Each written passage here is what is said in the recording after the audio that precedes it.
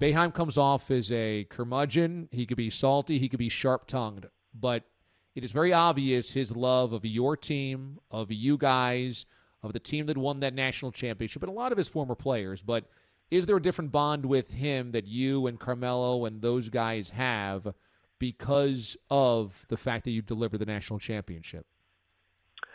I think so. I think there's got to be a certain degree of appreciation for both sides.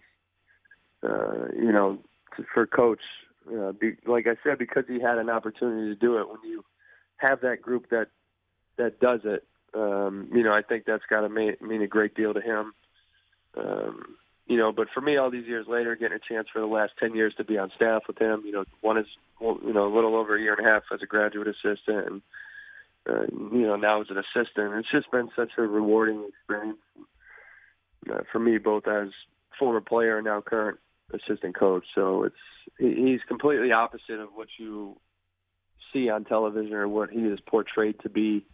Very thoughtful, very intelligent. I don't know. D.A., you probably know this, how much he reads. He reads. I'll tell you a great story. We're playing Virginia Tech at Virginia Tech, and I'm sitting in the locker room before the game with Coach, and he's sitting there and he's reading.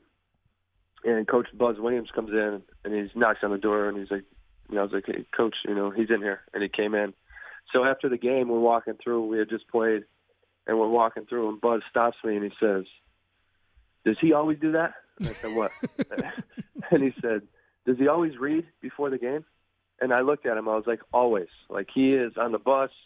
It's just, I think it's that same thing, the ability to separate and be calm and take your mind off the pressure of what you're about to do, which is go in and compete as hard as anybody in the country. And he's just, his mind for basketball, his mind for politics, his mind for, Hop, who's out at Washington, who obviously was an assistant coach here, who, is doing great things as a head coach.